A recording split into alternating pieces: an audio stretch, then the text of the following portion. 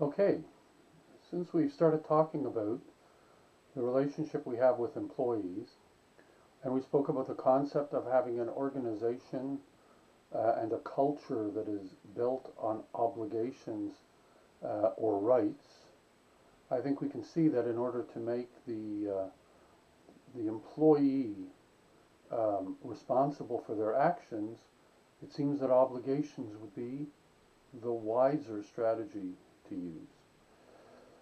But there is a question that comes up when we're talking about employees concerning performance.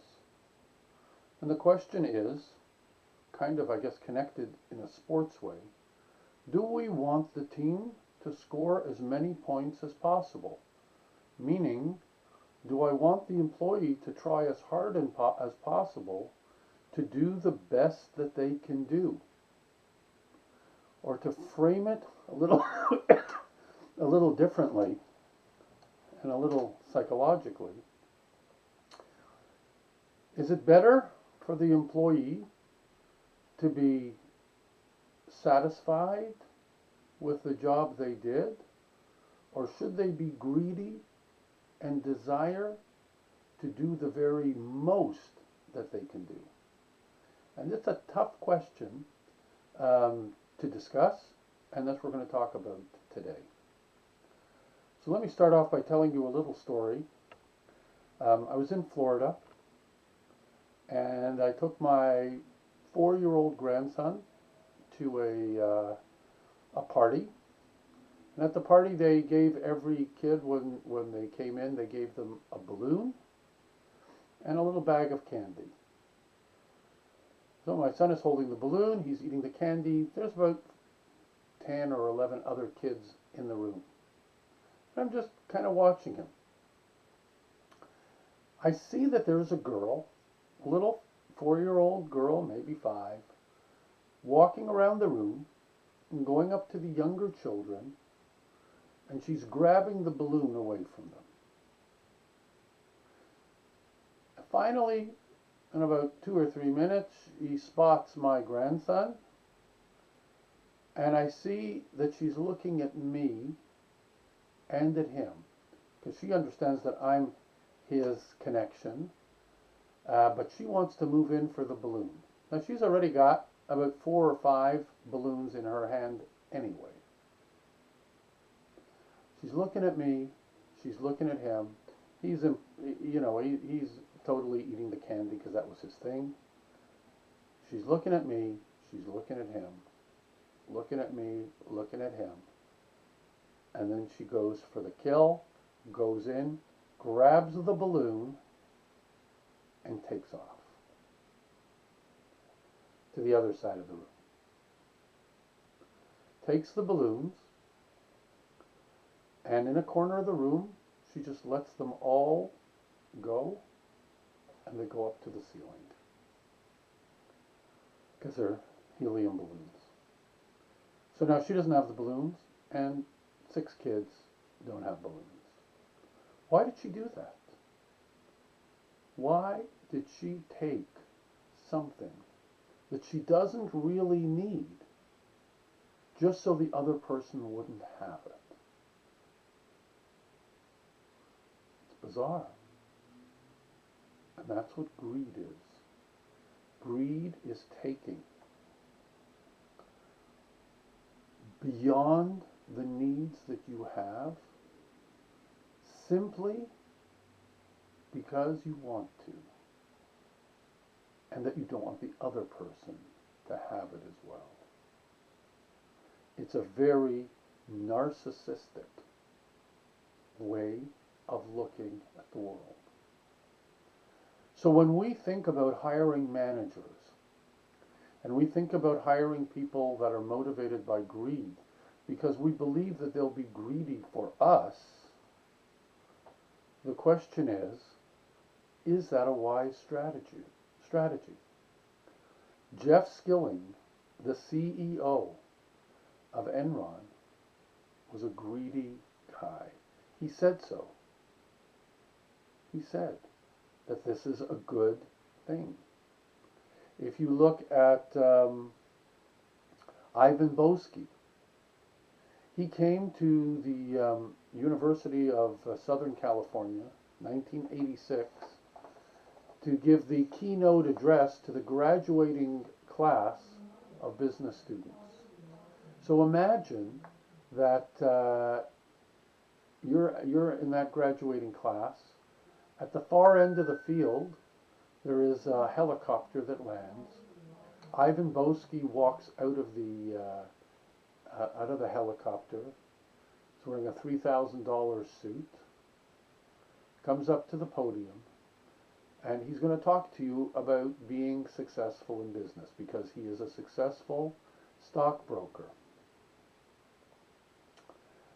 He starts off his address by telling you greed is good. Greed is powerful. And if you want to see exactly what his speech was, you can watch the movie Wall Street and look for Michael Douglas portraying Gordon Gekko. And when he comes to speak at the shareholders meeting, it's exactly how he starts his speech. Greed is good. Now both Ivan Boesky and Gordon Gekko admitted straight up that they were greedy. And yet the people that were listening to them somehow understood that the greed is what made them great. So let's take a look at what really happened. Ivan Boesky, because he was greedy, there was no boundary for what he would take. So he got on the wrong side of the law, and it turned out that he was quite fraudulent in his transactions. And to make a long story short, he sat in jail for 14 years for fraud.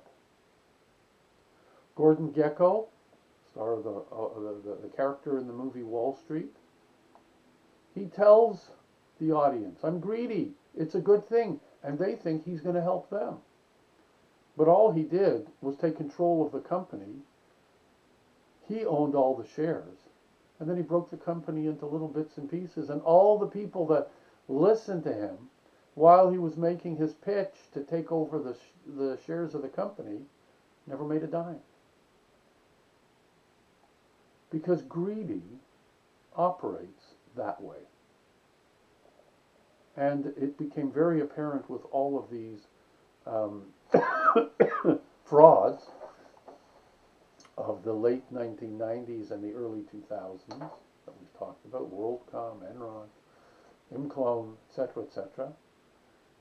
And the people who lost money in all of these frauds quickly appreciated that having these gladiators, these greedy people, as the leaders of the organizations was dangerous for them. Because these greedy people were never going to work for them.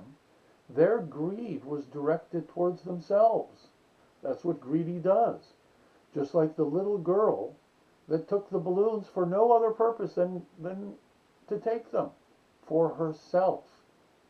If she would have taken the balloons, and I would have seen that she goes over to other kids who don't have balloons and gives it to them, it would be confusing, but I could understand that was an act of kindness. But there was no act of kindness here. It was an act of pure and total selfishness. So the question as to whether greed is good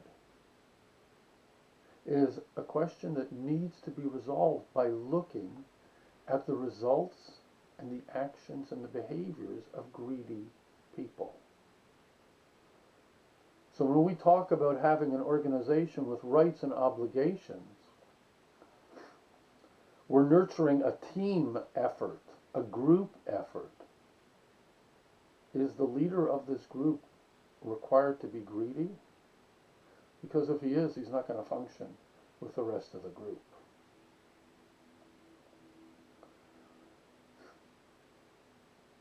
We think that greed nurtures greatness, and that greatness gives us better results than less greatness. The reality is, the practical reality of business is that the wider perspective, the warrior perspective, is infinitely more successful than the gladiator perspective. Working with a team produces greater profitability than working as a solitary person.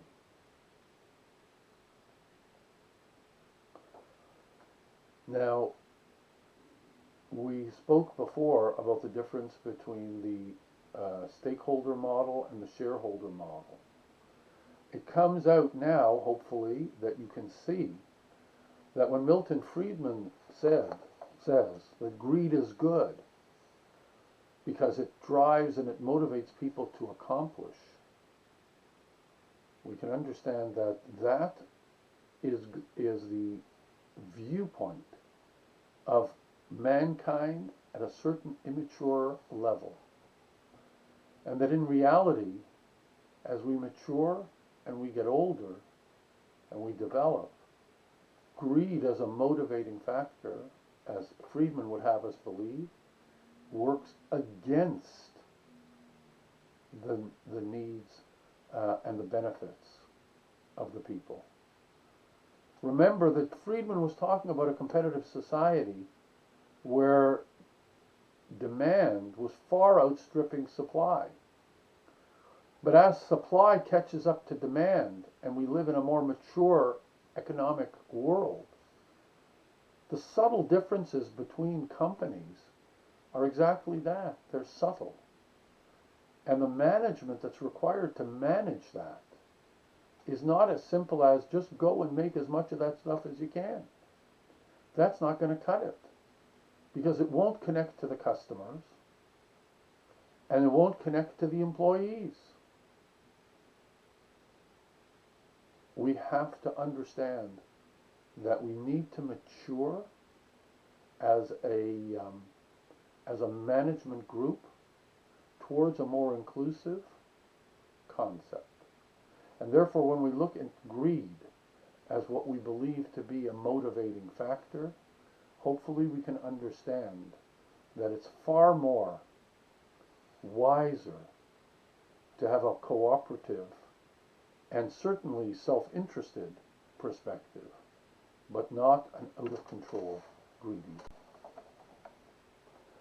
In all cases, we see that greed equals the gladiator,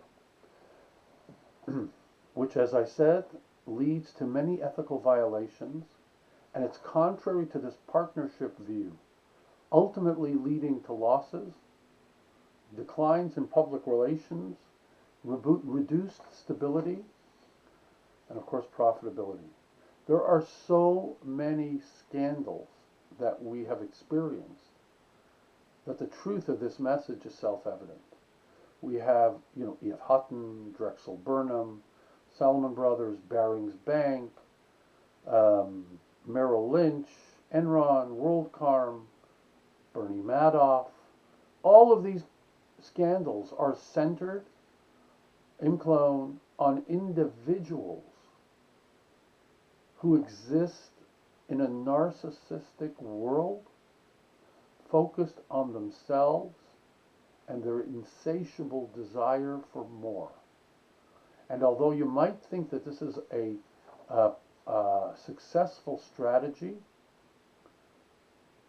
we have seen that all that it has led to are frauds, bankruptcies, losses in share value,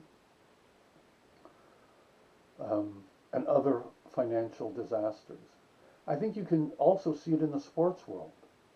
You can have the world's greatest hockey player, but if he's on a team that's not cooperating with him, it's not nurturing him and not helping him, and that means that he's nurturing and helping them as well, because everybody wants points and everybody wants to have a little bit of the fame, the teams are never successful.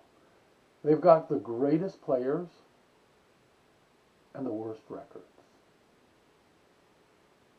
On the other hand, if you take a person who's a nurturer and you put them in a setting, then any team can be successful. And I guess my best example of this, and I may be slightly biased, is if you look at Tom Brady with the New England Patriots. They won 6 or 7 Super Bowls with him. I think it was actually 6. They let him go. He went to the Tampa Bay Buccaneers.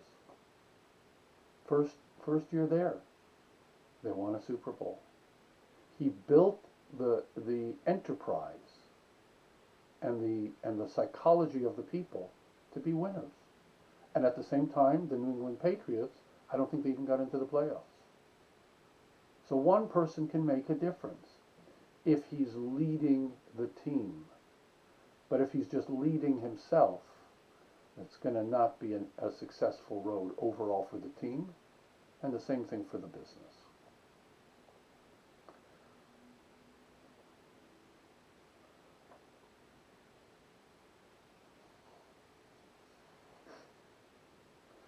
Another example is if we think about Stu Leonard. If Stu Leonard was greedy, then he'd only be interested in what his customers could do for him. And that wouldn't lead him to make any of the changes that he made. It wouldn't have led him to build a fish bar. It wouldn't have led him to allow people to choose their own strawberries.